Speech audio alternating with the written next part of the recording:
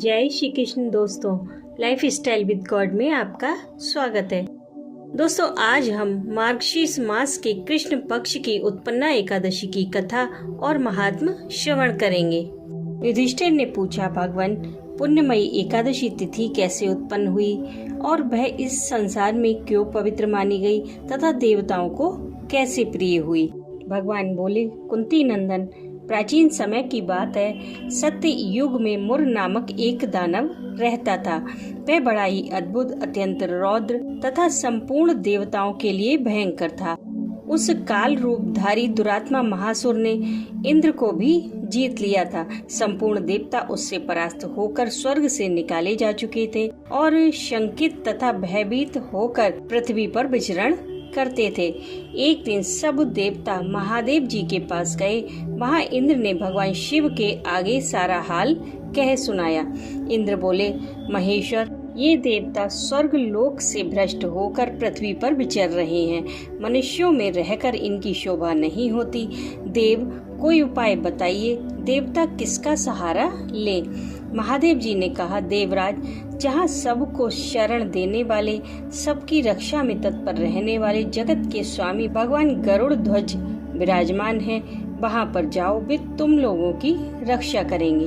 भगवान श्री कृष्ण कहते हैं, युधिष्ठिर, महादेव जी की यह बात सुनकर परम बुद्धिमान देवराज इंद्र संपूर्ण देवताओं के साथ वहां पर गए, जहां गदाधर क्षीर सागर के जल में सो रहे थे। उनका दर्शन करके इंद्र ने हाथ जोड़कर उनकी स्तुति आरंभ की। इंद्र बोले, देव देवेश्वर, आपको नमस्कार है। देवता और दानव दोनों ही आपकी वंदना करते हैं। पुंडरीकाक्ष, आप दैत्यों के शत्रु हैं। मधुसूदन, हम लोगों की रक्षा कीजिए। जगन्नाथ, संपूर्ण देवता मुर नामक दानव से भयभीत होकर आपकी शरण में आए हैं। हे भक्त वत्सल, हमें बचाइए। हे देव देवेश्वर, हमें बचाइए। हे जनार्दन, हमारी रक्षा कीजिए, रक्षा कीजिए। दानवों का विनाश करने वाले कमल नयन, हमारी रक्षा कीजिए। हे प्रभु, हम सब लोग आपके समीप आए हैं, आपकी ही शरण में आ पड़े हैं। भगवान, शरण में आए हुए देवताओं की सहायता कीजिए। देव, आप ही पति, आप ही मति, आप ही कर्ता और आप ही कारण हैं। आप ही सब लोगों की माता, आप ही इस जगत के पिता हैं। भगवान, देव देवेश्वर, शरणागत वत्सल, देवता भयभीत होकर आपकी शरण में आए हैं। हे प्रभु, अत्यंत उग्र स्वभाव वाले महाबली मुर नामक दैत्य ने संपूर्ण देवताओं को जीतकर इन्हें स्वर्ग से निकाल दिया है। इंद्र की बात सुनकर भगवान विष्णु बोले, देवराज, वह दानव कैसा है, उसका रूप और बल कैसा है तथा उस दुष्ट के रहने का स्थान कहाँ है।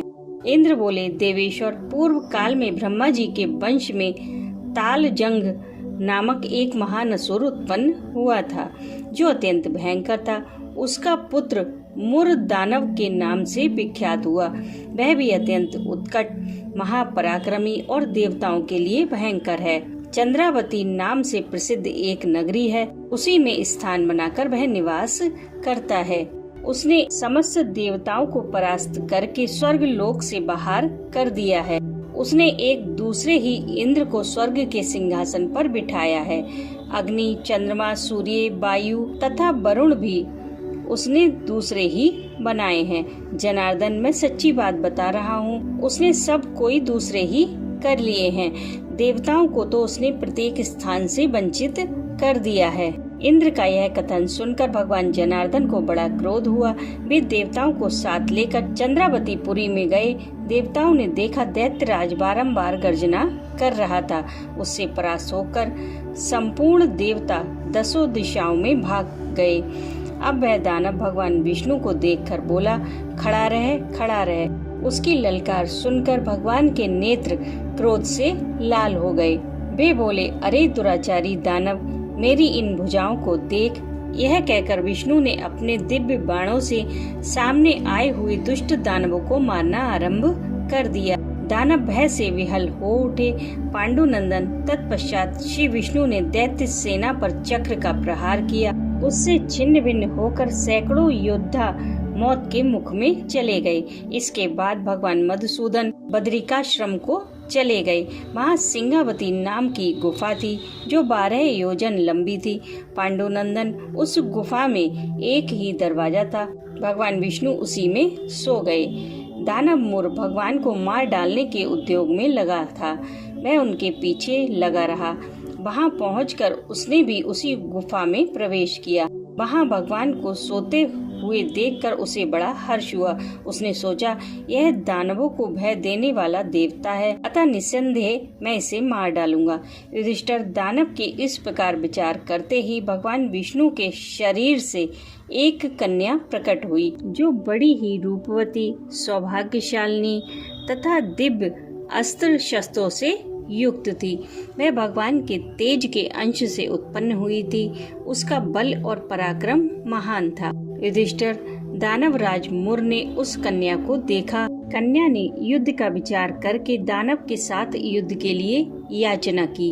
युद्ध छिड़ गया। कन्या सब प्रकार की युद्ध कला में निपुण थी और वह मुर नामक महान असुर उसके हुंकार मात्र से ही राख का ढेर बन गया।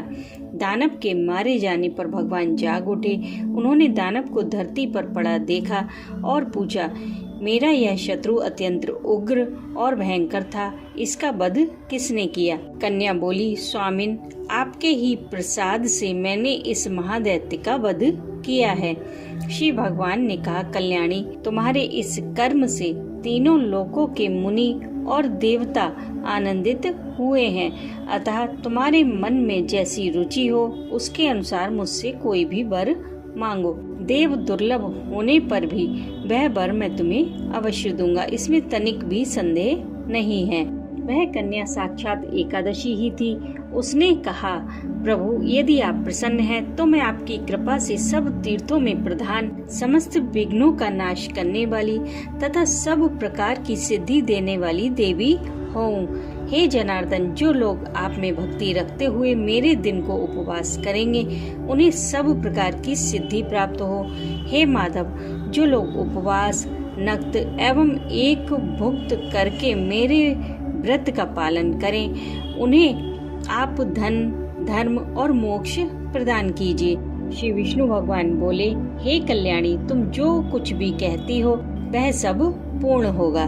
भगवान श्री कृष्ण कहते हैं, युधिष्ठिर, ऐसा वर पाकर महाव्रता एकादशी बहुत प्रसन्न हुई। दोनों पक्षों की एकादशी समान रूप से कल्याण करने वाली है।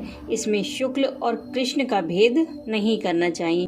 यदि सूर्योदय काल में थोड़ी सी एकादशी हो, मध्य में पूरी द्वादशी और अंत में किंचित त्रयोदशी हो तो वह त्रिस्पर्शा एकादशी कहलाती है। वह भगवान को बहुत ही अधिक प्रिय है।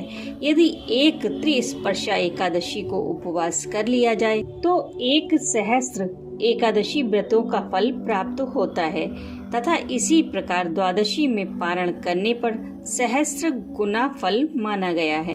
अष्टमी, एकादशी, षष्ठी, तृतीया और चतुर्दशी ये यदि पूर्व तिथि से विद्ध हो तो उनमें व्रत नहीं करना चाहिए। परिवर्तनी तिथि से युक्त होने पर ही इनमें उपवास का विधान है। पहले दिन में और रात में भी एकादशी हो तथा दूसरे दिन केवल प्रातः काल एक दंड एकादशी रहे तो पहली तिथि का परित्याग करके दूसरे दिन द्वादशी युक्त एकादशी को ही उपवास करना चाहिए। यह विधि मैंने दोनों पक्षों की एकादशी के लिए बताई है। जो मनुष्य एकादशी को उपवास करता है वह बैकुंठ धाम में जाता है, जहाँ साक्षात भगवान गरुड़ ध्वज विराजमान है। जो मानव हर समय एकादशी के महात्म का पाठ करता है उसे सहस्त्र गोदानों के पुण्य का फल प्राप्त होता है। जो दिन या रात में भक्ति पूर्वक इस महात्म का श्रवण करते हैं वे निसंदेह ब्रह्म हत्या आदि पापों से मुक्त हो जाते हैं। एकादशी के समान पाप नाशक व्रत कोई दूसरा नहीं है। बोलो एकादशी माता की जय।